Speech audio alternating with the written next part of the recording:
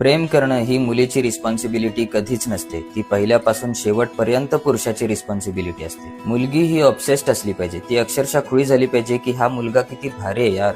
हा समजूतदार, मॅच्युअर आहे, ऍट अ टाइम फनी पण आहे, लोकांमध्ये चांगली इज्जत आहे, फायनान्शियली स्टेबल आहे, वाईट सिच्युएशनला घाबरून जात नाही, स्ट्रॉंग आहे, कॉन्फिडंट आहे. मुलीची फाटून हातात आली पाहिजे की मी या मुलाला कसं चीट करू, याला नाही गमवू शकत मी. हा तर रेअर आहे. बॉलिवूडनं आपल्याला चुकीचं शिकवलंय की फुलपाखराच्या मागे धावायचंय, पण ऍक्च्युली आपल्याला बगीचा बनवण्यावर फोकस करायचा आहे. उद्या माझी मुलगी बहीण जर महिन्याला 10 कमवते तर मी तिला 10 वाल्याच्या हातात देणार आहे का? नाहीच ना. ती अल्फा पर्सनॅलिटी बनवणं, ती क्वालिटी इमेज बनवणं ही आपली रिस्पॉन्सिबिलिटी आहे, त्यांची नाहीये. मी स्पष्ट बोलतो भावा, कुणाला पटेल न पटेल, एकदा बगीचा बनला की फुलपाखरं अक्षरशः भांडतात फुलावर बसायला.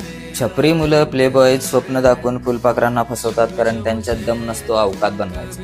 आणि मजबूत पुरुष बगीचा बनवतात. एक असा बगीचा ज्यामध्ये फायनान्शियल स्टॅबिलिटी आहे, आई वडिलांचं समाधान आहे, चांगली बॉडी आहे, क्वालिटी पर्सनॅलिटी आहे.